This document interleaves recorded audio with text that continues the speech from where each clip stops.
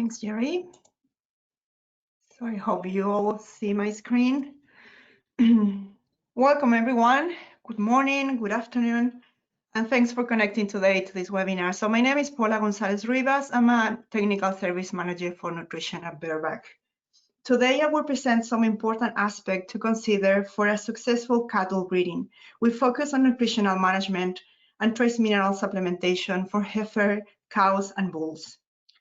This webinar will be very interactive, and we have a special guest during this presentation. And we would like you to participate, and we have created some questions that will be asked during this presentation. So we will start with the first couple of questions to know a bit more about you today. So I leave you with Jerry to launch the survey.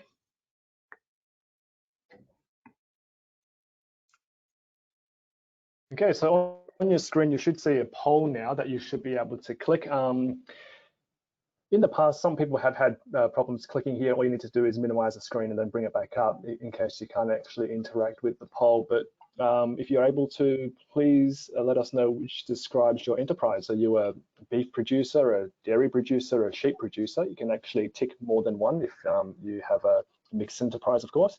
Or alternatively, if you're actually a animal health advisor or a staff member, you can tick that box at the bottom there as well. So this way, it just gives us a pretty good understanding of what your interests are, and then we can sort of tailor this presentation a little bit as we go on to make sure that you know, we address all the main issues there. So for example, if we didn't have any sheep producers, we'll skip through the sheep slides. But no, I can see that we've got a good mix of all producers, which is fantastic to see. But I'll give you guys a couple more seconds to submit your responses here.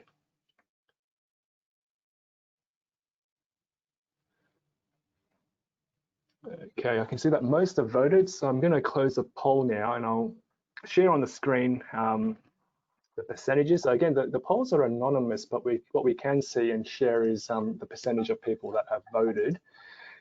So you can see today, most of the people that have tuned in are beef producers. We've got a small number of dairy and sheep producers as well, and also probably about a good third of the people attending here are also animal health advisors, veterinarians, and so forth as well, industry professionals, which is also very good to have on board.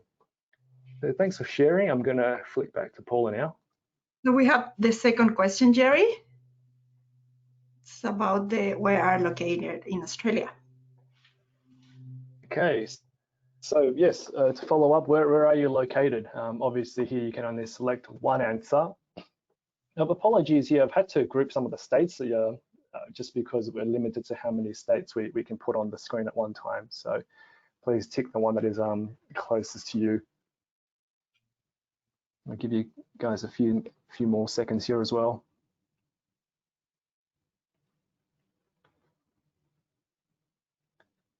So quite a few more coming through now.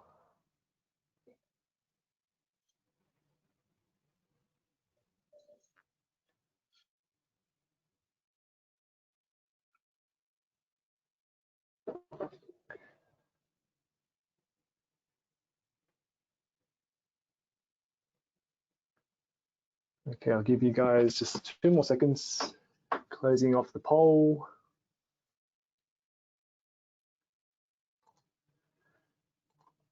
Okay, so good split between the states as well. We can see quite a few guys from Queensland/NT, New South Wales with the most producers today, Vic Tas number 3, and then a small number of producers from South Australia and WA as well.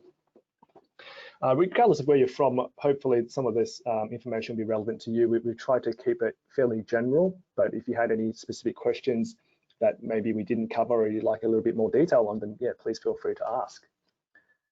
Okay, back to you, Paula. Thanks, Jerry. Thanks everyone for your participation in the questionnaire. Like most of the concepts that will be covered today are about beef cattle, but those are totally applicable for dairy herds and sheep flocks as well. So there are several nutrition strategies to improve cattle reproductive performance. Among them, Optimum heifer management with adequate nutrition pre-joining and during pregnancy to support fetal growth and to meet the heifer's demands of growth. Plan the time and length of calving period to align with pasture growth. Ensure the body condition score at calving, adequate nutrition pre-joining and during pregnancy, and optimal bull condition. The time to start joining is highly dependent on the annual pasture curve in response to rainfall in most Australian beef production systems.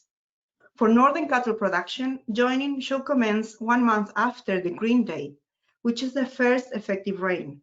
Therefore, there will be a good amount of feed available when the breeders are lactating and cycling. It's very important to avoid joining of cattle during high temperature and pregnancy occurring during long periods of poor pasture quality. The breeding herd is under high metabolic demands before joining and during pregnancy, as they are still recovering from the previous calving.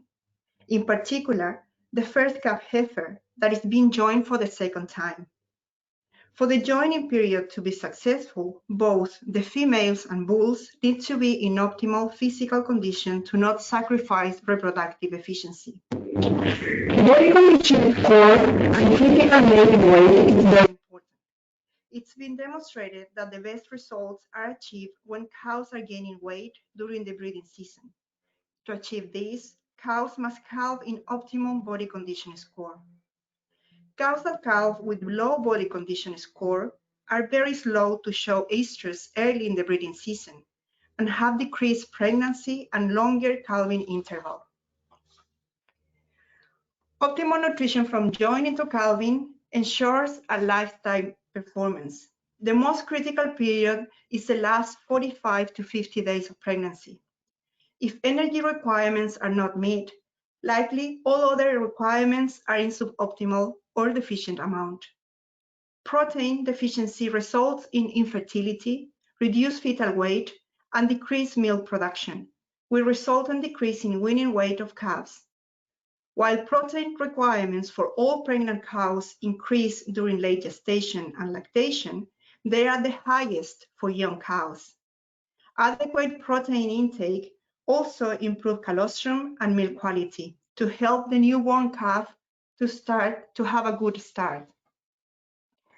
There are minerals that are particularly important for adequate fertility and health around calving and early lactation. Grass tetany is associated with low levels of magnesium and calcium in cattle grazing annual ryegrass and cool season perennial grasses, such as tall fescue, in late winter and early spring. Grass tetany is mostly common affecting lactating cattle, particularly the highest milking animals in the herd. Magnesium and calcium requirements of lactating cows are greater than those non-lactating.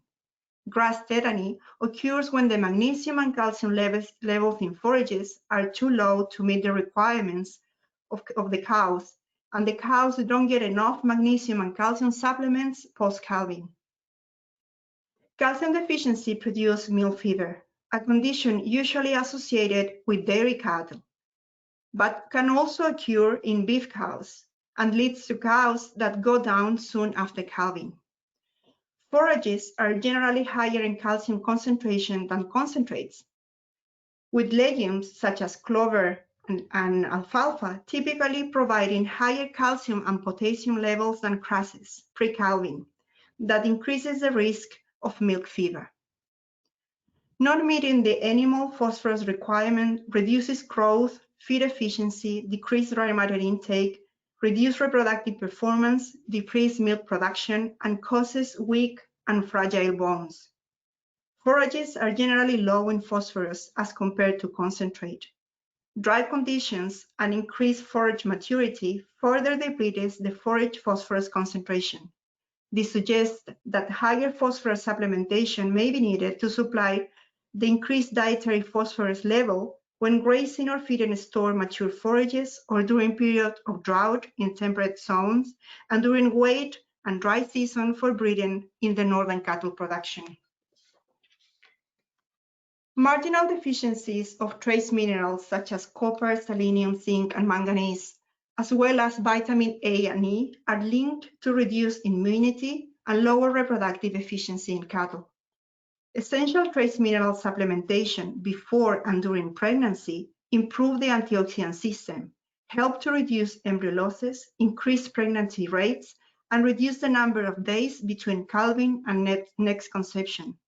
Furthermore, it supports the adequate levels of trace minerals in the calf at birth and support the function of sexual hormones.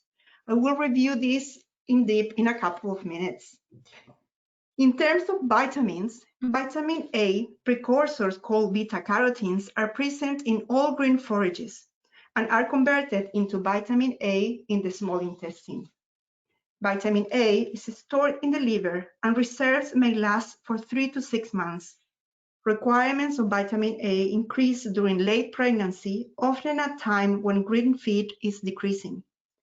Vitamin A complements the activity of the trace mineral zinc with protective functions of epithelial cells and the digestive, respiratory, urinary, and reproductive tracts.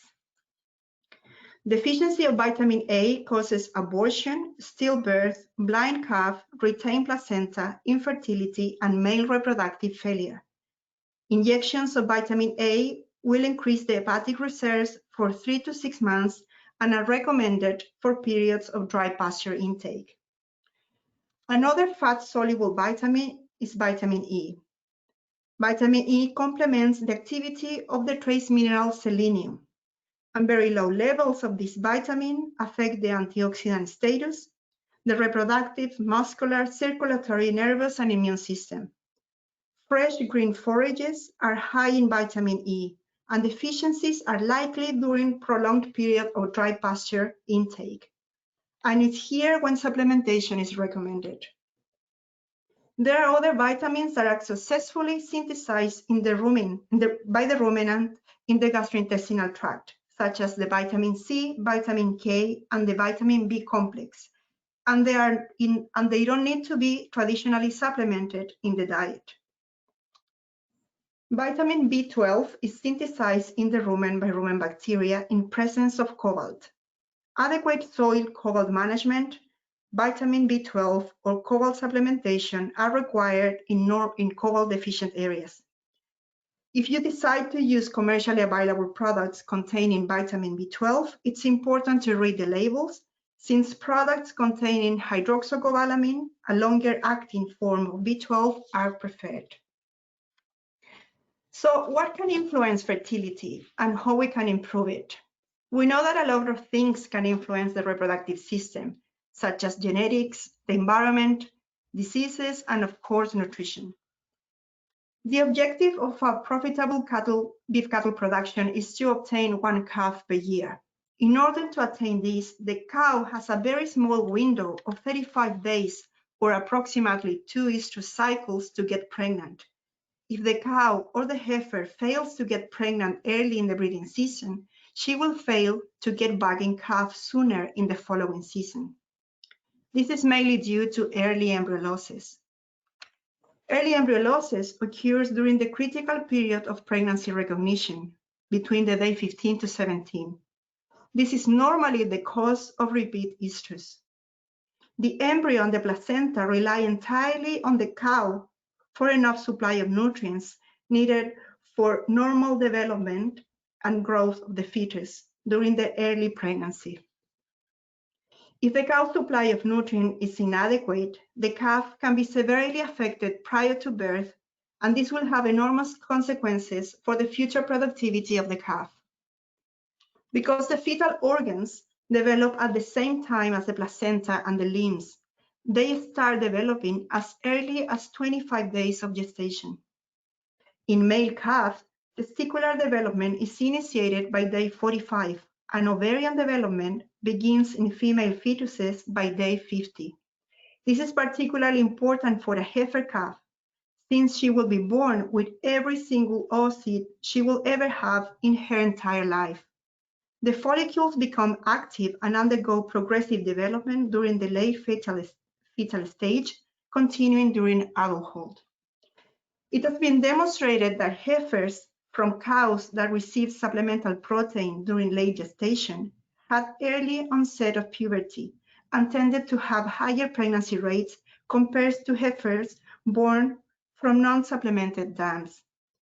Studies have shown that compromised maternal nutrition during gestation results in increased neonatal mortality, intestinal and respiratory dysfunction, and metabolic disorders. Increased sickness and death rates are seen in calves born to females receiving only 65% of their dietary energy requirements during the last 90 days of gestation. One important factor contributing to the increased sickness and death rates is the low birth weight. Calves born to nutrient-restricted cows are 2 kilos lighter at birth compared to calves born from dams receiving adequate nutrition. This graph demonstrated how nutrient restriction during gestation may impact muscle and fat cell synthesis and subsequent fetal and calf development, reducing postnatal growth rate and reducing meat quality. For example, steers born from cows nutritionally restricted during pregnancy were observed to have reduced body weight gain and carcass weight at 30 months of age, as compared to steers born from cows fed adequately during pregnancy.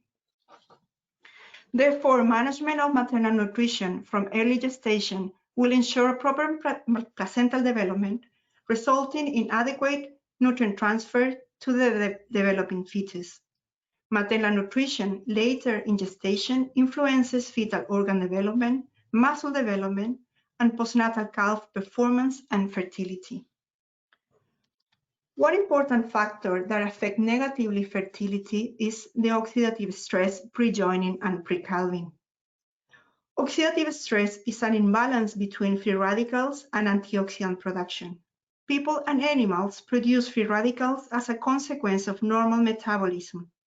They are necessary for normal metabolism, but free radicals need to be neutralized by antioxidants to maintain them in an equilibrium.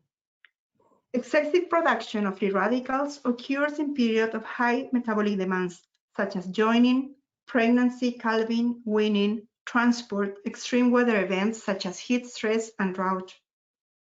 And those periods are normally associated with low feed intake.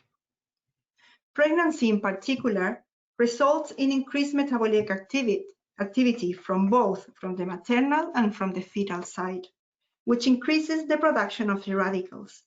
Free radicals can cause cellular damage if not neutralized by antioxidants. The process of oxidation in the body damages the cell membranes and other structures, including cellular proteins, lipids, and DNA, damaging the immune system, fertility, and general health. To prevent oxidative stress, supplementation of antioxidants are required. For this reason, marginal deficiencies in antioxidants minerals such as selenium, copper, manganese, or zinc reduces embryo and fetus survival. There are two parts of the equation when considering animal fertility, and both require antioxidants. On the male side, the sperm has high metabolic rate and is very sensitive to free radical damage. On the female side, the embryo is a rapid growing cluster of cells with high metabolism and nutrient demands. Oxidative stress in males is directly linked with damages to the sperm, reducing fertilization rates and impaired embryo development, resulting in early pregnancy losses. On the female side, oxidative stress is responsible for early embryo losses, delayed pregnancy, increased calving interval, and increase the number of empty cows. Antioxidant systems using selenium or copper are vital to keep the new embryos alive by reducing the free radical damages. The positive effects of nutrient supplementation, including trace minerals, antioxidants, and vitamins in preparation for pregnancy and also during pregnancy, is largely used in human medicine. So if our animals are equally or more exposed to oxidative stress than us, there are very good reasons for supplementing trace minerals pre-joining and during pregnancy. However, the problem is that trace mineral supplementation in livestock is normally overlooked. Trace mineral supplementation pre-joining in cattle improves conception rates, increases transferable embryos per flash, supports heifer growth and development, and supports early embryo growth. Trace mineral status of the cow is critical at this point because they are essential for cellular growth. Trace mineral supplementation pre-calving ensure that trace minerals are transported to the fetus through the umbilical cord during the last week of gestation. About 30% of maternal liver reserves are transferred to the fetus liver. Those trace minerals are critical for late fetal redevelopment, improving immunity and immune responses to vaccines. And also, those trace minerals support the cow's minerals for a faster rebreed and health. Adequate trace mineral status in cows are associated with low incidences of post-calving diseases, such as placental retention and mastitis. However, the ruminant digestive system is different to the human digestive system, and the trace minerals have very low oral absorption because they are affected by antagonists in the rumen. Antagonist reaction occurs inside the rumen where macro and trace mineral ingested in feed and water bind together and form complexes of difficult absorption. As a consequence, most of the trace minerals are wasted in urine and feces and are not used by the animal. Strong antagonists of trace minerals in the rumen are iron, sulfur, molybdenum, calcium, and phosphorus, either present in the feed or water or used as fertilizers in pasture. Despite the lower requirement, below optimal levels of trace minerals intake affect significantly animal performance without observing clinical signs of deficiency. For example, the classical sign of copper deficiency is discolor coat and sway back in sheep. Of selenium deficiency is white muscle disease and abnormalities in bone growth and development in the case of manganese and copper deficiency. But those signs of deficiency occurs when the level of trace mineral intake and the reserves in the animal drop to very low levels. The trace mineral requirements vary according to the production cycle and physiological status. Increased requirements are observed during high demand periods, such as joining, pregnancy, and calving. And it's here when suboptimal levels may occur, even if animals receive a well-formulated diet. As the trace mineral status of an animal decline, immunity and antioxidant enzyme functions are the first to be compromised, followed by a reduction in fertility. The reduction in growth and classical signs of deficiency occurs when the level of trace mineral intake are very low and the reserves in the animals are depleted. As a producer, you cannot allow the trace mineral status to decrease in your animals to deficient levels. The focus of supplementation should be around critical physiological period for optimal economic return, such as pre-joining and pre-calving. Now here we have another question for you about your current practices of trace mineral supplementation. Back to you, Jerry. Okay, launching another poll here. Do you supplement with any trace minerals such as copper, selenium, zinc, and/or manganese? Please select one, yes, no, and for those that aren't producers, feel free to tick the third option there I have on the screen.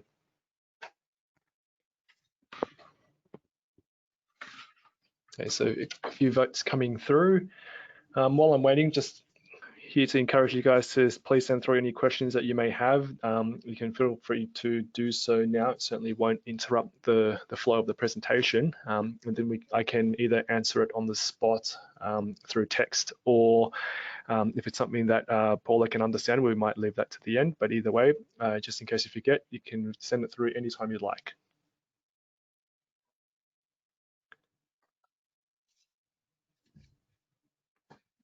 I can see the responses still coming through with this poll, so give you guys a few more seconds.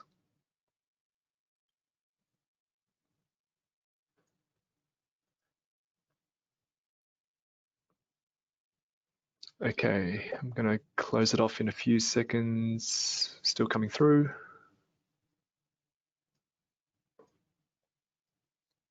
Okay, I'll just leave it there.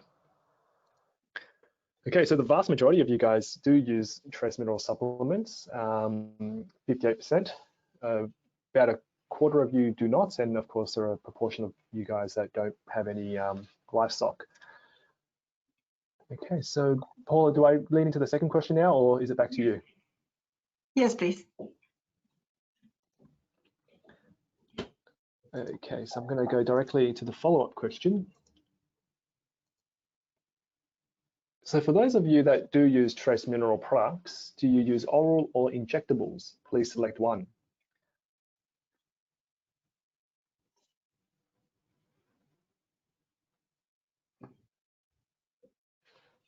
Hope you guys are having a good day today.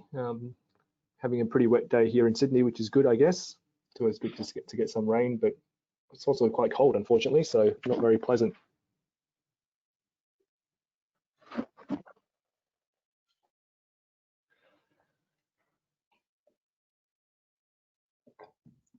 Give you guys a couple more seconds to get it through.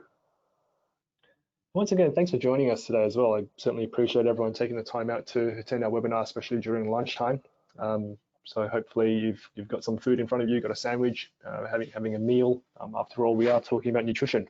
We can't have our producers going without food.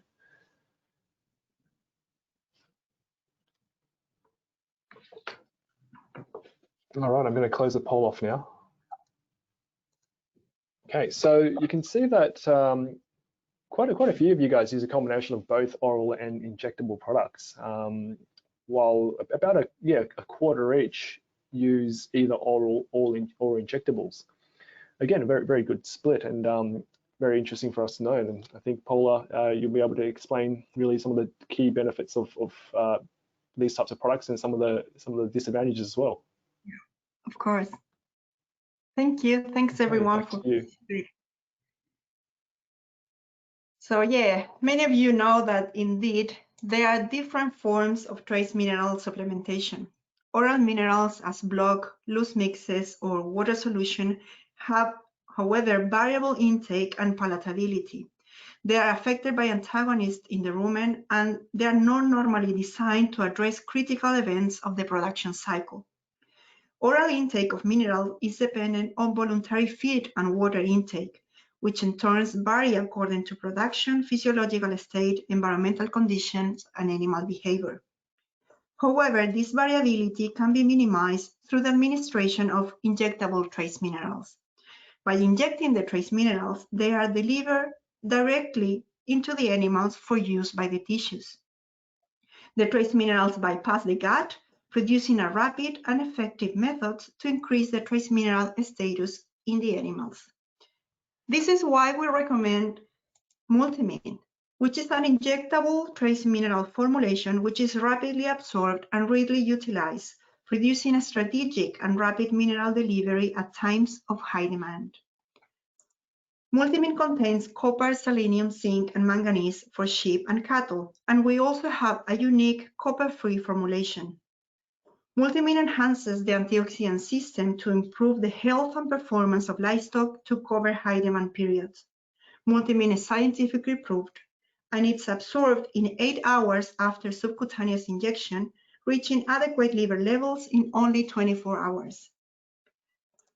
Multimin is a top-up trace mineral supplement designed to complement a good nutrition program, and is not designed to be used instead of good nutrition, which means that Multimin can be used at the same time as other oral trace minerals included in the diet. Because oral trace minerals help to meet daily requirements for animal maintenance to avoid deficiencies, and Multimin is a top-up to supplement the animals during periods of large trace mineral utilization or high demand periods, such as weaning, joining, pregnancy, and calving for animal performance. Multimin has demonstrated benefits on fertility. Multimin increases the overall conception rates, reducing the number of empty cows at the end of the breeding season. Having fewer empties, we all know that is more profitable. In addition, Multimin produces a tight calving distribution, with more calves born earlier, which is also more profitable. Multimin protects the reproductive system and improves fertility by enhancing the antioxidant system. The 4 key trace minerals included in Multimin are important for the function of the antioxidant enzymes. We have scientific trials that show that after you inject Multimin in cattle, it would elevate the levels of antioxidant enzymes. This graph shows the change in antioxidant enzymes in cattle after injection of Multimin. Bars in reds and control groups and the bars in blue are treated animals. You can see that right before Multimin injection, the 2 groups of animals have similar levels of antioxidant enzymes. But after 15 days after injection, the antioxidant enzymes in the Multimin-treated cattle increase significantly. We have also run a number of different trials by giving Multimin 1 month before several breeding programs, such as artificial insemination, natural joining, and embryo transfer. Overall, you can see that there is an improvement in the total number of pregnancies at the end of the breeding program. In other words, there is a decrease in the number of empty cows at the end of the breeding program. But what is more impressive still is the impact that Multimin has on early conception rates, which is the number of pregnancies occurring during the first cycle. Here we can see that there is around 11 to 14% increase in the number of cows that conceive in the first cycle after being treated with Multimin, producing a tight calving pattern. This animation shows why you will want an early calving herd. The main message here is that at the point of sale, a calf born earlier has had more time to grow and hence worth more at the point of sale. Because the cow's estrous cycle is only 21 days, so having them conceive in the first cycle means an extra 21 days for the calf to grow, compared to a calf conceived in the second cycle. We should generally aim for 65 to 70% of our breeders to calve in the first 3 weeks of the calving season, and this is a nice tight calving pattern. A nice tight calving pattern brings long-term benefits. Cows and heifers that calve early result in early pregnancy for the rest of the productive life. Heifers are older and heavier and sexually mature at the point of joining, being able to bear successful pregnancies to term. It reduces the labor cost and the cost of feed and animal health.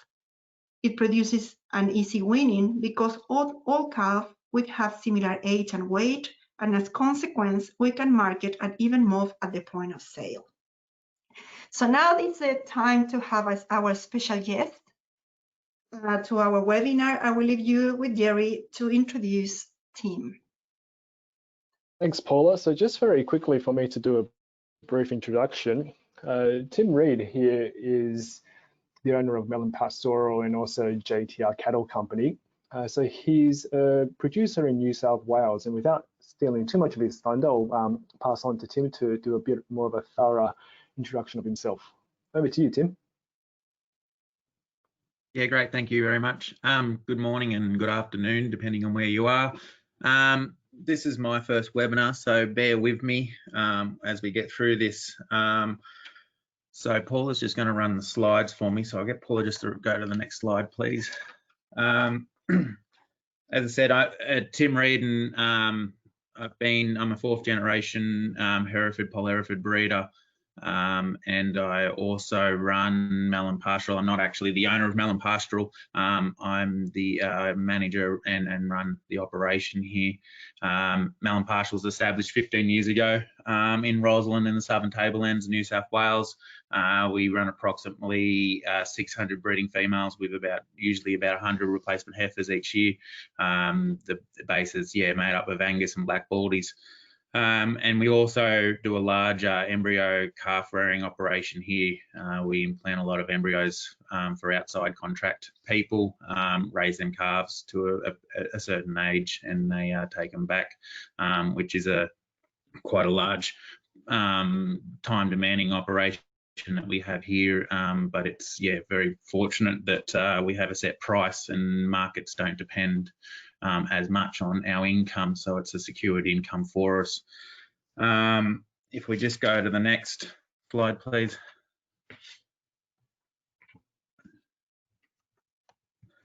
So my wife and I also own JTR Cattle Company. We've got Herefords and Angus, stud Hereford and Angus. We run approximately about 80 females. We also do a large embryo program as well. Our main thing is we're selling bulls. Each year is our main source of income for our stud, with also selling females as well. So prior to Melon Pastoral, I was managing an Angus stud, and there for 8 years, and was using a lot of Multimin with that, and we have been using a lot of Multimin product within our stud stuff, but most of my stuff as we go through will be based on the Melon Pastoral side of things, where it's sort of something that's just only recently been introduced on that side of things. So that's just a quick brief rundown of what we've done. If we go to the next slide, please. So Melon Pastoral, traditionally before I started, they ran about 400 cows, traditionally selling weaners straight off their mums. They wouldn't keep any replacement females, and they'd be purchasing in older cows, sort of 4 to 5 year old cows with calves, for their replacements each year, and tracking through. They also did station mating with their cattle. There wasn't a large supplement program going on prior to me being here, so it was just sort of a easy ran situation operation for them to get through. In the last 5 years, we've integrated a whole heap of different things. We've yard weaning. We're retaining most of our females, and we're sort of pushing towards a female herd that's a higher marbling female with retaining plenty of maternal traits. We're really pushing for early pregnancy, high fertile females, structurally sound. We sort of, we've been running sort of a larger AI program within that operation, as Paula was saying before, in the sense of also pushing for the getting calves as close to all the same age as possible, and a shortened period of calving. So we either implant embryos and a bull goes out no more than 6 weeks as a backup, or if we do an AI program, the bulls only go out for no more than 6 weeks at a maximum after the AI program, because we're trying to shorten our calving periods as much as possible. If we join bulls straight with the cows, they get an 8-week program. That's 1 bull per mob of cows, so we know which bulls are working. We also weigh everything at birth, tag everything at birth, record everything, so we know what animals buy what.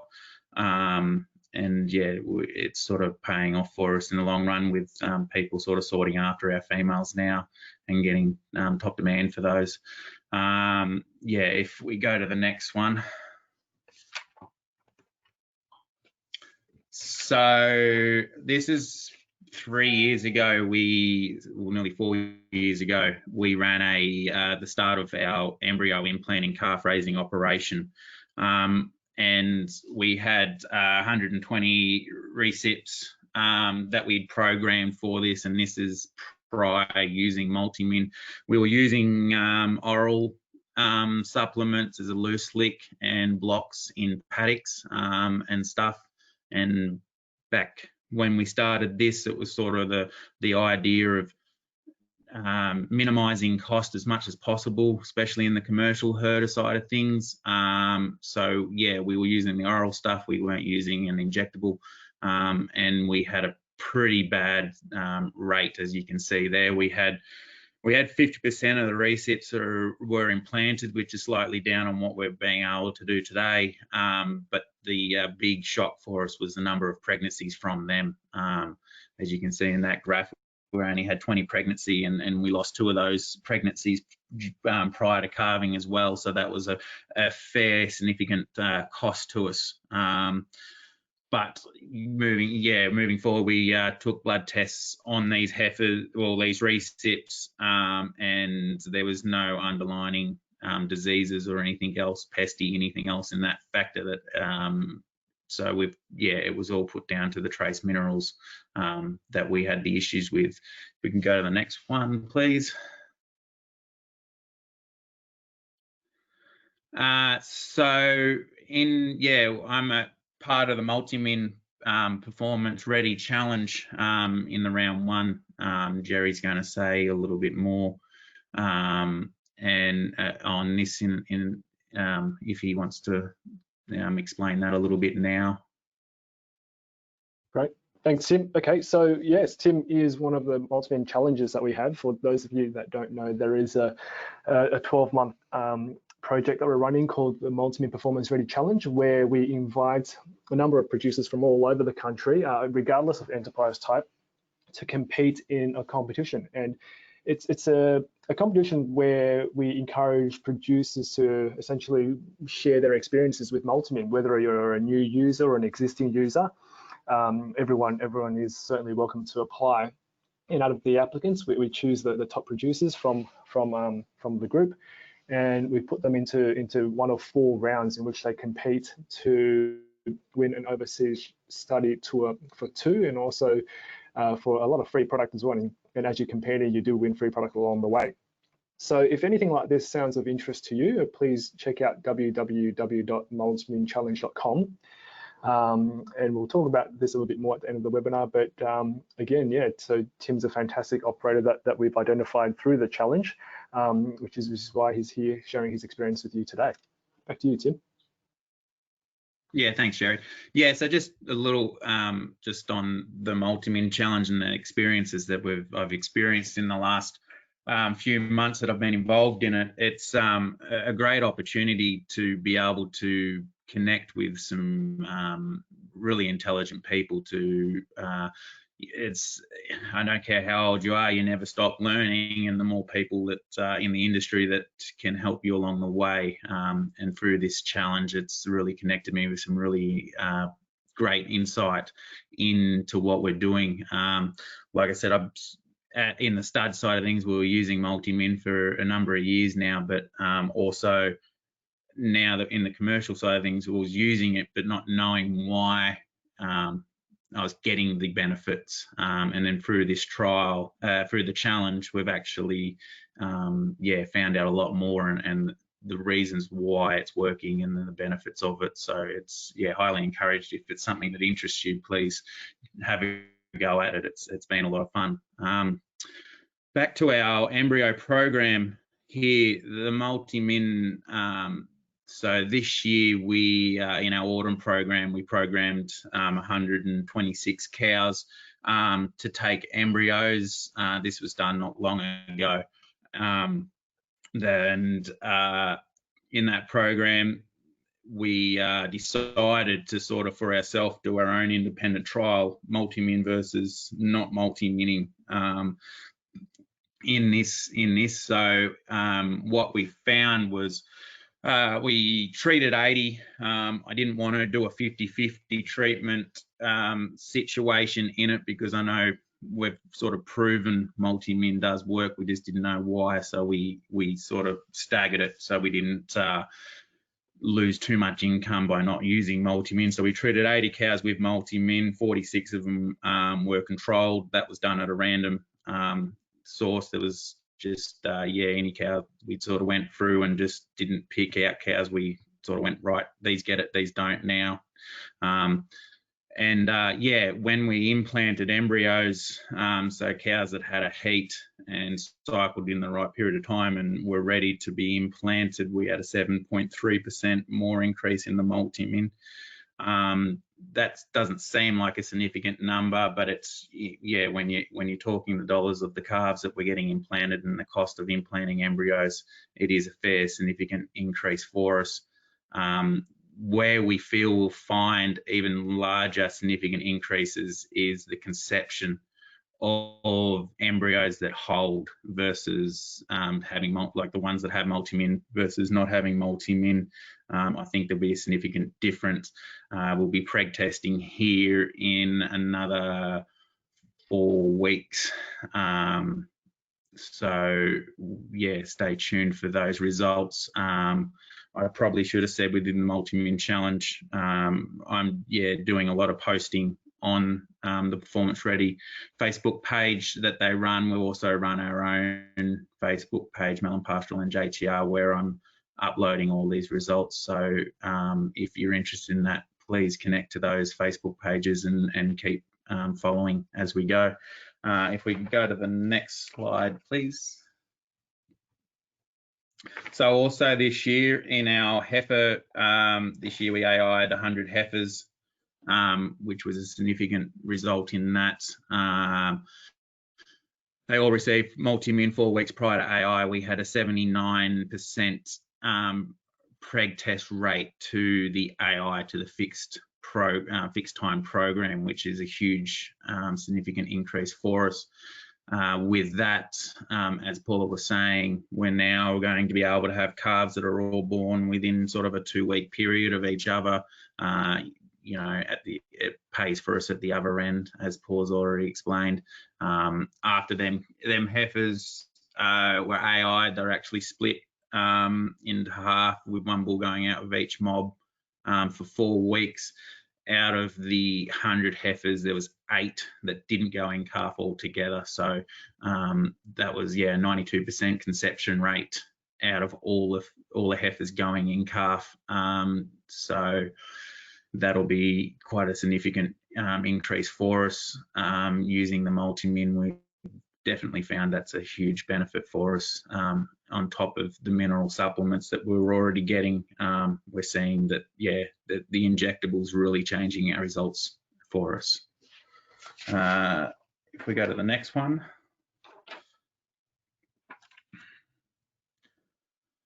So results going forward, like I said, we'll be interested to see in the conception rates of the embryos in the last implant that we've done with the challenge that we've done. We pulled bloods on them recipients prior to multi-minning. We pulled 10 bloods out of 10 different cows and got that analysed for trace minerals within it, and it was quite interesting. This is something that on the back of the Performance Ready challenge that we did just for our own benefit. We were just sort of, wanting to know why and what Multimin was doing, and seeing what actual trace minerals it was doing. And we found that even though we were using oral supplements, and our countries, we're a pretty good country here, pretty high rainfall, we were very, very low, especially in selenium in our herd. So 5 of them out of the 10 got Multimin after the bloods were taken. So here next week that'll be 4 weeks after that little trial was done, and we're going to pull bloods on all 10 cows again and see the if there's a significant difference in non-Multimin versus Multimin within the blood test itself. So we will again keep you posted on our own Facebook page and also on the Performance Ready Facebook page with those results. So that's going to be something very interesting moving forward. As a company, as Multimin, Melon Pastoral moving forward, we're significantly looking at trying to increase our numbers. We're trying to be a herd that's a sought after self-replacing female herd. That's also for people out there looking for females for their own herd, is sort of a really something we've been focused on. We've been doing also a lot of trials in creep feeding from early age calves right up into weaning and different things. So that's also something you can follow us on, the results on that. There's also, we've been doing some trials with Multimin on weaner health. I haven't posted the results of that. They'll be coming soon, but just a quick brief over that, we're seeing a big significant difference with Multimin versus not Multimin weaners in health and respiratory in those animals. So there's some significant data to come out of that for us. We actually Multimin at the stage of weaning, and I'm learning now that the Multimin prior to weaning would be a lot more of a benefit for us, just to get that immunity up come the time as the weeks went on from weaning. There was a significant drop with the Multimin ones on stress related health factors and that. So that's something, but it's sort of something when we first took over the commercial herd here that it was a cost sort of factor of not using Multimin in the commercial herd because we were already using oral supplements. But over the last 5 years, we've definitely proven to ourselves and hopefully to other people out there that the benefits of using Multimin are definitely tenfolds of the cost of the product. The cost of the product is nowhere near the benefits and the gains you get out of it at the other end. So that's a short, brief summary of what we do and what we've sort of been doing over the last sort of 5 months now in some trials and different things, working with the guys through this challenge. Again, I'd just like to thank Jerry and Paula for all their help through this. Also with Stacey, our local rep, has really helped us through this kind of situation. But again, follow us on our Facebook page, Melon Pastoral or JTR Cattle Company. If you're interested in any of the more results, or if you want to know any more about what we're doing, contact us on those pages. And yeah, I'll be happy to answer any questions. Great, thanks, Tim. Paul, am I flicking across to my slides now? I have to continue my presentation, Jerry. Oh, you have to? Yep, sorry, okay, yep. All right. Back to you.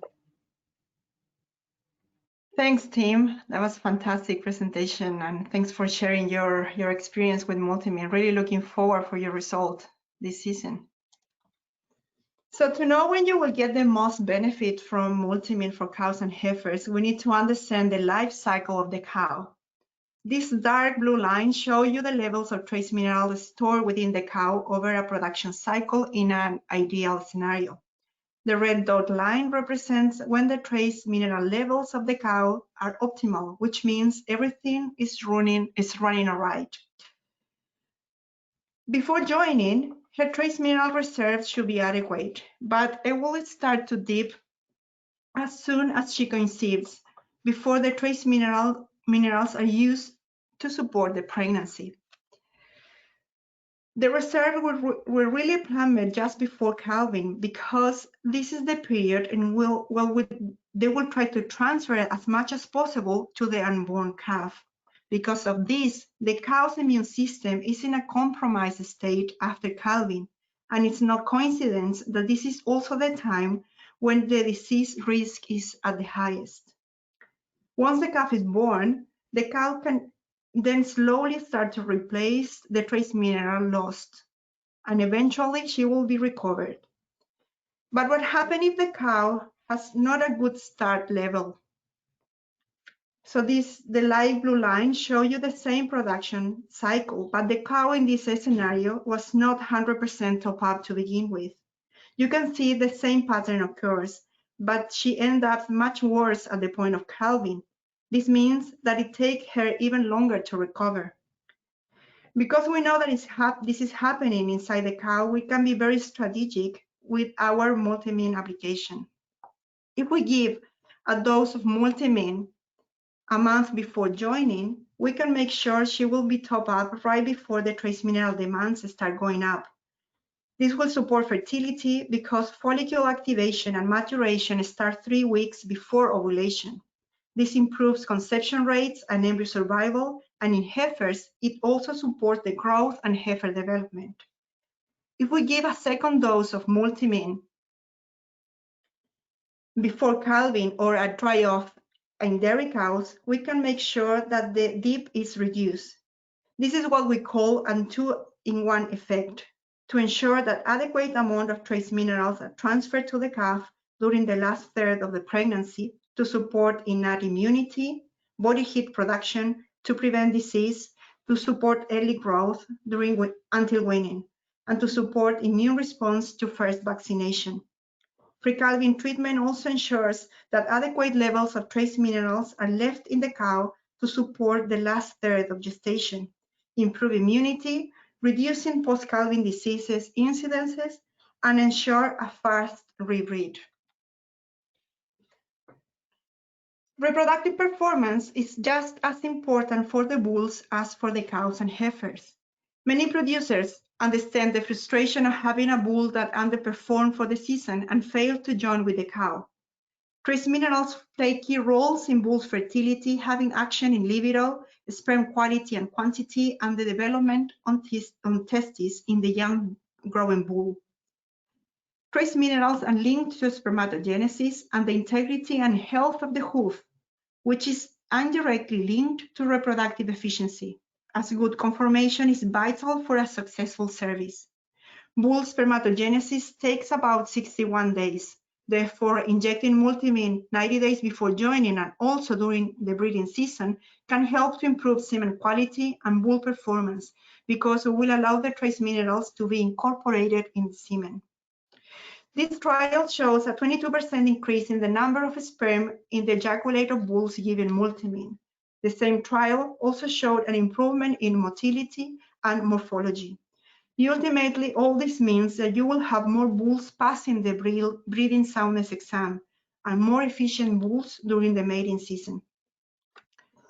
Multimin is a registered pharmaceutical product. Follow the dose rate outlined on the label and don't exceed them. Dosing to the lightest instead of the heaviest in the mob is a good rule of thumb. Don't use Multimin in sick or emaciated animals. Multimin is designed to be injected subcutaneous. For best practice, we recommend applying at the side of the neck in the area shown on the diagram and separated from other injectable animal health products.